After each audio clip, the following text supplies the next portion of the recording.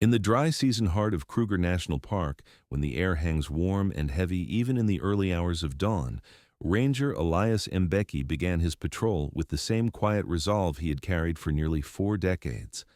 At 62, his joints ached from years of trekking across plains and ridges, yet he still moved with the practiced grace of someone who knew every contour of the land as intimately as the lines etched across his weathered hands. The rising sun painted the grasslands in molten gold, stretching the shadows of acacia trees across the earth like long, dark rivers. Elias inhaled deeply, letting the smell of dust and wild sage fill him, a familiar scent that reminded him why he lived this life of solitude. Here, the world moved honestly. Here, every breath meant something, and on this morning, as he walked along a narrow ridge above a steep ravine carved over centuries by seasonal rains, he felt the kind of stillness that always preceded a story worth remembering, though he could never have imagined what waited just beyond the next bend. It was a sound, faint at first, so thin and distressed that it could have been the cry of a bird carried strangely on the wind. But Elias had spent too many years listening to the subtle music of the wild to miss the truth hiding inside that trembling note. It was not a bird. It was not the wind playing tricks. It was a cub, a lion cub, calling out from the edge of panic. He approached slowly, his heartbeat pacing itself into a calm rhythm, because rushing in the bush often meant disaster. As he reached the bend, he crouched low and scanned the ridge. That was when he saw the scrape marks on the earth, tiny, frantic patterns near a section where the rock had recently collapsed. He followed the trail to the very edge. The drop was steep, easily 70 feet down, ending in a bed of boulders and thorny shrubs. And there, clinging desperately to a narrow outcrop just a few feet below the lip of the cliff, was the source of the cry. A tiny lion cub, no larger than a house cat, its fur dusty and matted, its sides heaving with exhaustion. The cub's golden coat, though dulled with ash-colored dirt, still glowed faintly in the slanted light, and its eyes, wide with terror, lifted right into his. In those eyes, Elias saw the same fragile determination he had witnessed in countless injured animals, the battle between instinct and surrender. And in that moment, as the wind brushed through his graying hair and tugged at his shirt, he knew he could not walk away. Pulling off his backpack slowly so as not to loosen the surrounding stones, he dropped to his stomach and crawled forward, inch by careful inch. The ground beneath him was unstable. Tiny pebbles rolled off the edge, bouncing down and striking the rocks below with sharp echoes. The cub flinched at each sound. Elias whispered softly, his voice low and steady, as if his calm alone could anchor the small creature in place. "It's all right, little one. I'm not here to hurt you," he murmured, letting the warmth of his tone bridge the gap language never could. He stretched one arm outward, testing the weight distribution of his body before committing himself. The cub tried to back away, but the movement only forced its hind legs dangerously close to slipping entirely. A trembling whimper escaped the little throat, thin as silk tearing. Elias's heart clenched. At his age, crawling down onto an unstable ledge of loose earth could mean injury or worse, but saving a life, any life, had always mattered more to him than his own safety. It was a truth he had lived by since losing his wife decades earlier, a wound that never fully healed. Wildlife had become his family in the years since. He had protected them as one protects their own children. So he shifted his weight forward, found a root jutting from the cliffside, and hooked his elbow around it. With his other arm extended, he let his fingers brush against the cub's side. The cub flinched first, trembling as though expecting pain, but then, feeling only gentleness, it pressed the faintest bit into his touch. Elias could feel the tiny ribs beneath the fur, the shallow breaths of fear. "Good," he whispered, inching closer. "Just hold on a little longer." He wrapped his hand around the cub's torso, feeling how light and fragile it was, hardly more than bones and hope. With a careful pull, he lifted the cub upward, bringing it level with the ridge. But the earth beneath him shifted suddenly, grinding and cracking. A section of the cliff edge gave way beneath his chest, causing him to slide forward. Dust billowed upward in a choking cloud. He managed to grip the root tighter, holding his body back from plunging forward while he tucked the cub securely against him. It was a moment balanced on a knife edge, a breath held between life and falling. But slowly, inch by painful inch, he pushed himself backward until he reached stable ground. When he finally sat up, the cub pressed itself into his lap, shaking violently, its breath rasping.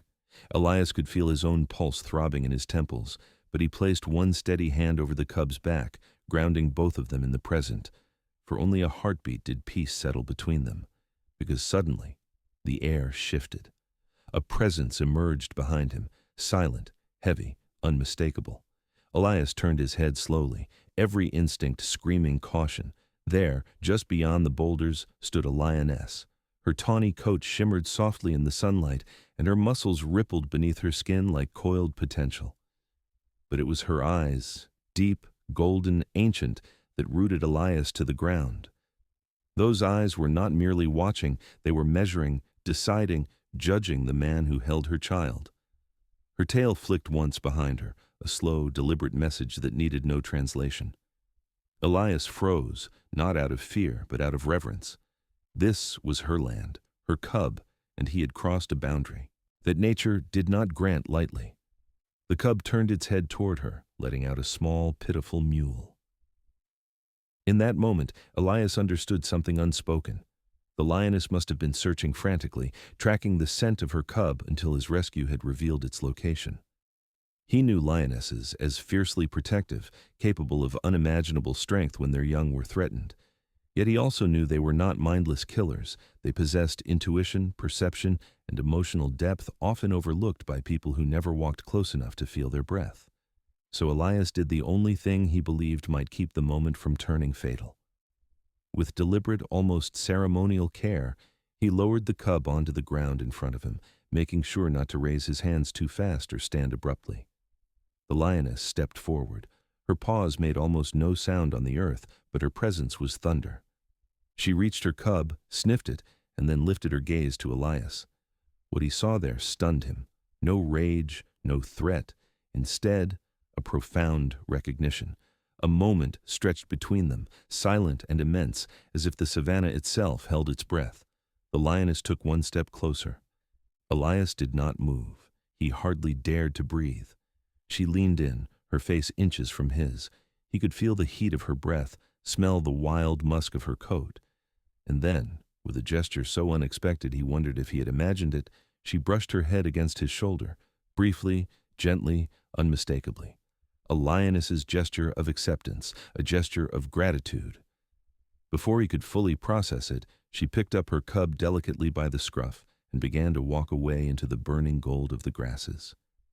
She paused only once, glancing back over her shoulder, her gaze soft, almost human in its depth. That single look lingered in Elias's heart long after she disappeared from sight. Over the following days, Elias thought often of that moment, the way she had touched him, the way she had looked at him as though acknowledging something sacred. And though he returned to his duties as usual, he felt a shift within himself, a reminder that even after so many years among animals, the wild still held the power to astonish him. But the story did not end there. Every dawn after the rescue, as pale mist curled across the plains and the world felt reborn, Elias noticed something peculiar. A shape on the horizon, a silhouette that appeared and disappeared with the rising light.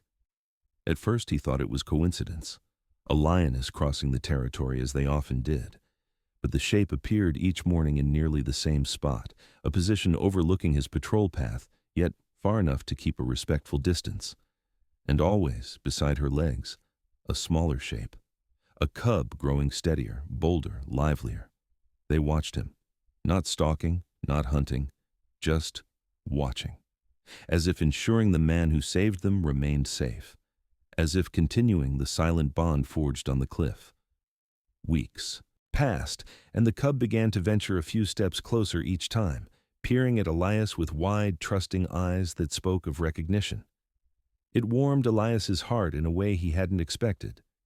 He found himself speaking to them occasionally, not loudly, but with the soft, reflective tone of someone sharing company rather than commanding it. The lioness listened. She never approached fully again, never crossed the invisible line between their worlds. But she honored it, acknowledged it, and kept returning.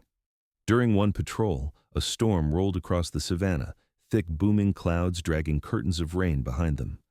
Elias hurried to shelter beneath a towering acacia tree, the wind whipping around him as lightning split the darkening sky.